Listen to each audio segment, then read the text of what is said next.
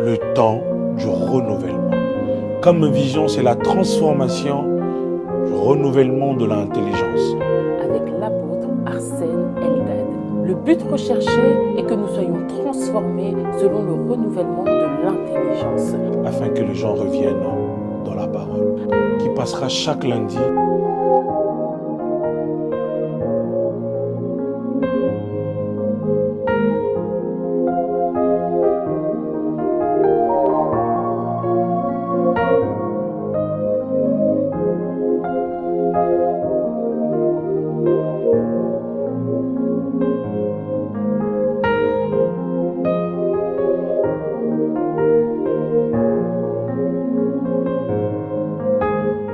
Bonjour, chers auditeurs, bien-aimés dans le Seigneur, partout où vous êtes, vous allez nous suivre, je vous salue au nom de Jésus.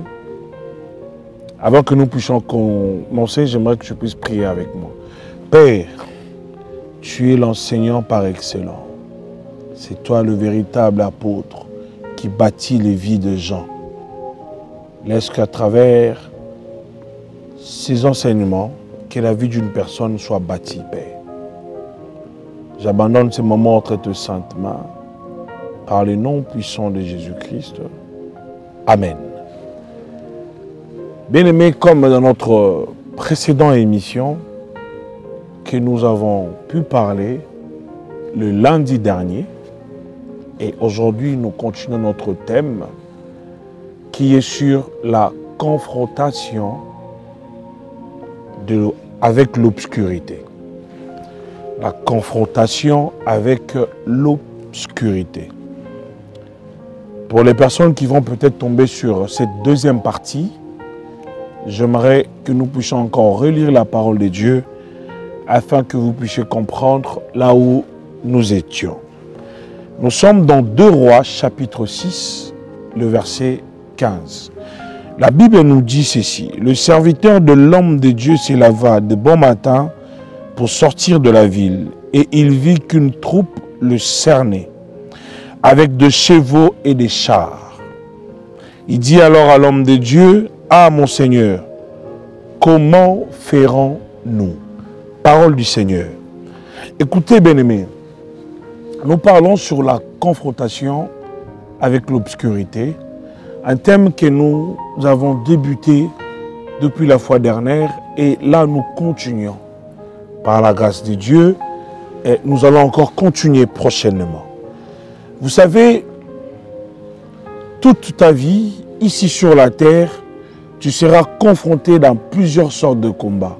Mais tant qu'un enfant de Dieu, tant que c'est lui qui a accepté de venir dans le camp de la lumière, l'adversaire qui est dans l'obscurité, l'adversaire qui est le contraire de la lumière, bien-aimé, attaquera toujours ta vie.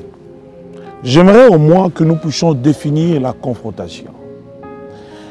Par définition, c'est une action de confronter des personnes, de les mettre face à face, à savoir, confrontation vient du mot latin confrontare, dont le verbe confronter, qui signifie quoi? Mettre quelqu'un en présence d'une difficulté. Ah. D'un problème auquel il doit faire face.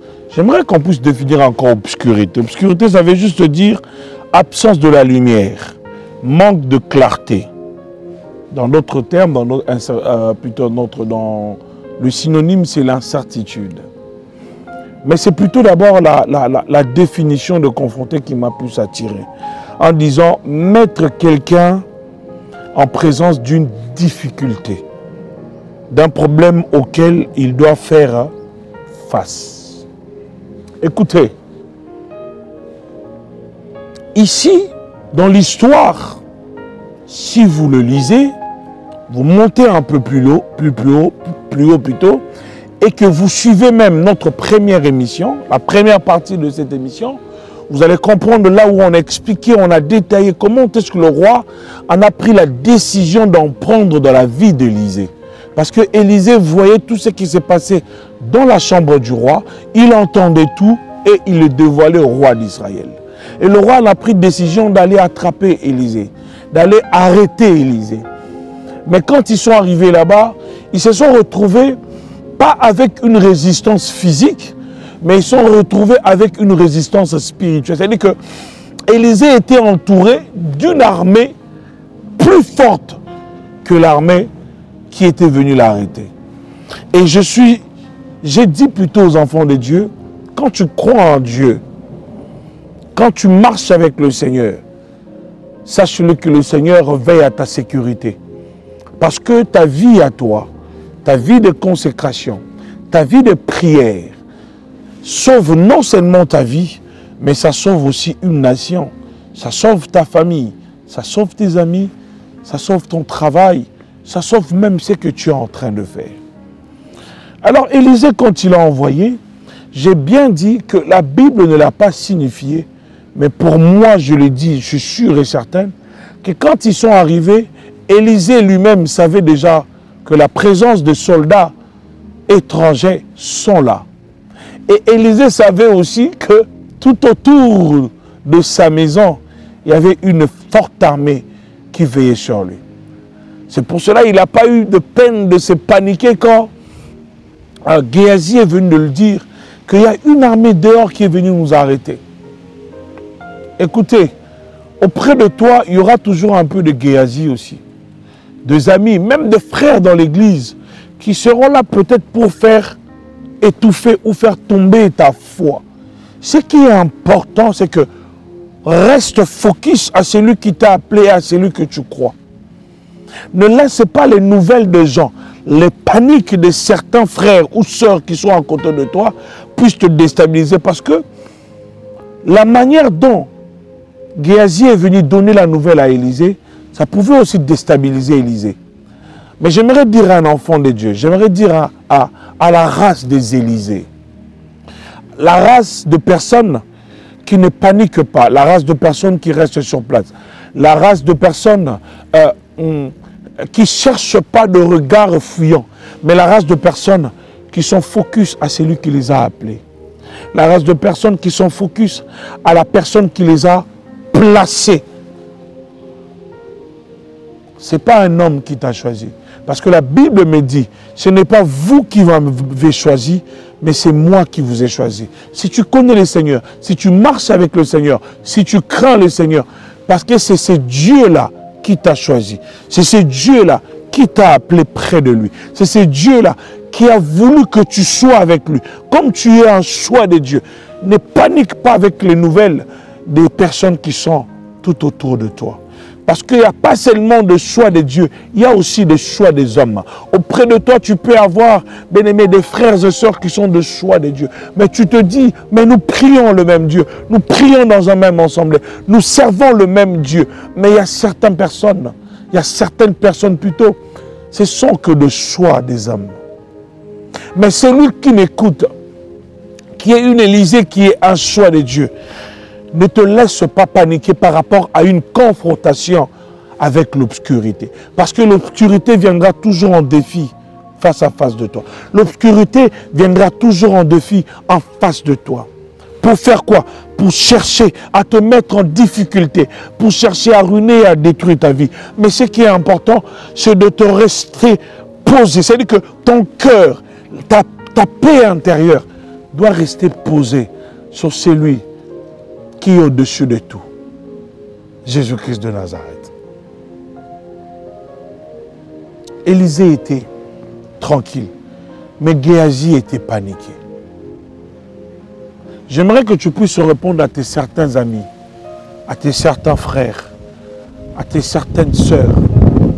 Tu leur dis ceci: écoutez, j'ai pris que mon Dieu vous ouvre les yeux pour que vous puissiez voir l'armée qui m'entoure. J'ai pris que mon Dieu puisse vous ouvrir les yeux pour que vous puissiez voir ce que le Seigneur est capable de faire pour ma vie, pour ta vie, pour la vie de chacun de nous. J'ai pris que le Dieu puisse vous toucher, vous impacter, afin que vous puissiez comprendre que j'ai donné ma vie par n'importe qui. Mais j'aimerais un peu interpeller la race de certaines personnes, la race de certains enfants de Dieu qui commettent des erreurs et qui perdent en face d'une confrontation avec l'obscurité. Vous savez, quand le combat arrive, quand l'adversité arrive, quand le problème s'élève, quand le dégât arrive dans votre vie, quelle position prends-tu? De quelle manière te retrouves-tu? De quelle manière agis-tu? Parce que Géasi avait perdu complètement le sens de sa vie. Géasi avait perdu, il avait oublié qu'il est au pied d'un homme qui croit à un Dieu tout-puissant. Il arrive des fois, bien-aimé, qu'en face de la confrontation avec, je m'excuse, l'obscurité, tu perds ta personnalité. Tu perds même ton identité. Tu perds même les capacités, les moyens que Dieu a placés en toi. Je sais qu'il y a beaucoup d'erreurs que les enfants de Dieu font devant ou en face de quoi? D'une confrontation à l'obscurité. Mais moi ici, je parlerai que de 3 points. Le premier point que je vais évoquer maintenant, c'est sur quoi? C'est sur la manque quoi? De sagesse. Il y a beaucoup des enfants de Dieu perdent le combat, perdent la confrontation parce qu'ils n'ont pas de sagesse. Nous allons lire un verset. La Bible nous dit dans Jacques, dans le livre de Jacques, le verset 5, Jacques plutôt chapitre 1, le verset 5. Je vais lire rapidement. La Bible dit ceci. Si l'un de vous manque de sagesse, si l'un de vous manque de sagesse, qu'il la demande à Dieu, qui donne à tous simplement qui donne à tous simplement et sans faire de reproche, et elle lui sera donnée. Si l'un de vous, j'aimerais par rapport à ce sujet de la sagesse, partir sur un exemple, pour qu'un enfant de Dieu me comprenne. Écoutez, si tu te retrouves en justice avec un homme riche, tu te retrouves en justice avec un homme influent, si tu ne fais pas marcher ta sagesse, sachez-le que cette confrontation-là, quel que soit dans le palais, tu risques de le perdre. Pourquoi? Parce que cet homme influent va parler au juge, il va parler, il est même capable de débourser son argent, à acheter des témoins, pour que les témoins disparaissent, pour que les témoins restent silencieux. Comme les Congolais deux fois disent, en quelque sorte, ça veut dire qu'on ne part pas en justice avec un homme riche. Mais laissez-moi vous dire que tu peux partir en justice avec un homme riche, si tu as raison, mais avec la sagesse. Mais si tu manques la sagesse, l'homme riche va toujours te dévancer par rapport à sa possibilité, par rapport à son rang social. C'est pour cela, bien-aimé, l'ennemi fera toujours des choses. Quel genre de choses? Il créera des tensions de peur en toi. Il créera des tensions, des soucis en toi. Ce sont des éléments qu'il mettra en place. Pour faire quoi? Parce qu'il veut juste te déstabiliser. Ne pars pas à un combat, ne pars pas à une confrontation avec l'adversaire, avec l'ennemi, avec le diable, avec le bien-aimé, tout ce qui est la sorcellerie de ta famille, tout ce qui est le système de loi de ta famille, tout ce qui est le problème de ta famille, tout ce que le monde des ténèbres a placé dans ta famille. Ne pars pas dans cette confrontation sans sagesse. La manque de sagesse, c'est une erreur qui va faire que tu puisses perdre cette confrontation. La Bible dit, si parmi vous quelqu'un manque de la sagesse, qu'il le demande.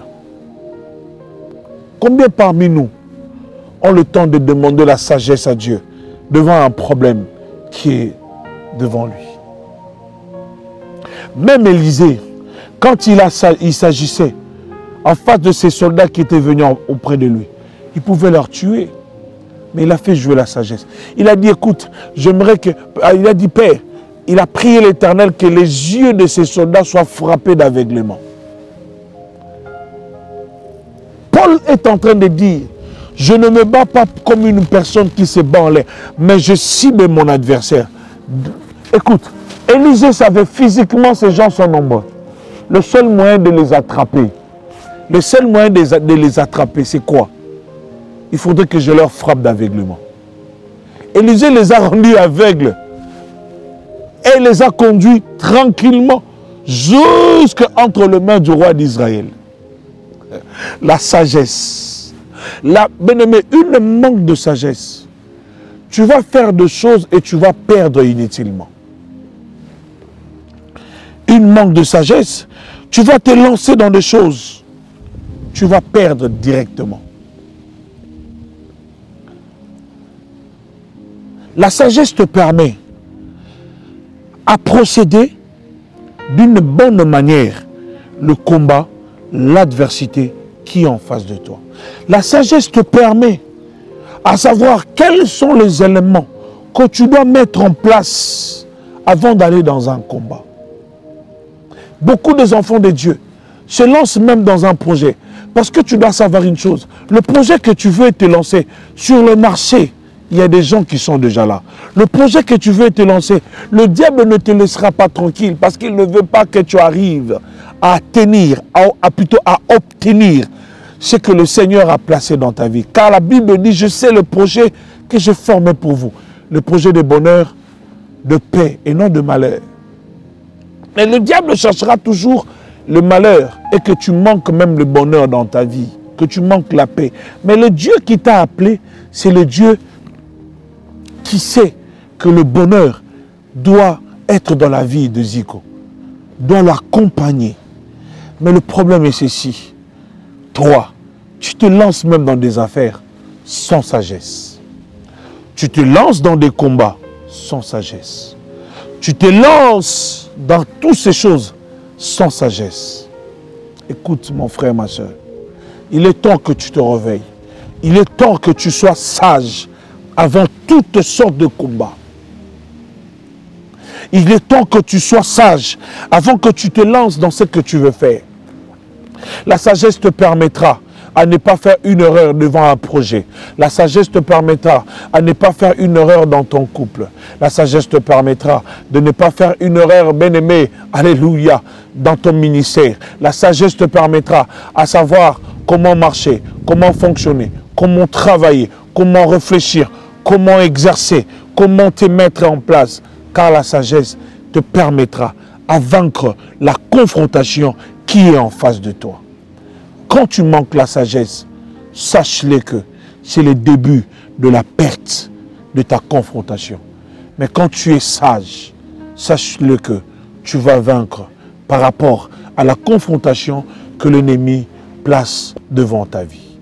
Que Dieu te bénisse, toi qui vas écouter ce message. Le premier point, commence à être sage. Laisse cette manque de sagesse qui te fait faire des erreurs. Et par ces erreurs, tu perds la confrontation de ta vie. Que Dieu te bénisse fortement et que tu sois un homme et une femme sages. Le deuxième et le troisième point, ça sera dans notre troisième partie, le lundi prochain, dans notre émission, le temps du renouvellement. Que la main du Seigneur soit sur vous et que vous soyez bénis. Au nom de Jésus-Christ, que Dieu vous bénisse. Hier, Zedel Prod n'existe pas. Mais Zedel Prod existe parce qu'il y a un Dieu qui a donné la vie. Yes, amen. Pour qu'à travers cette institution, que beaucoup d'âmes aussi derrière soient sauvées. Sauvé, yes, amen.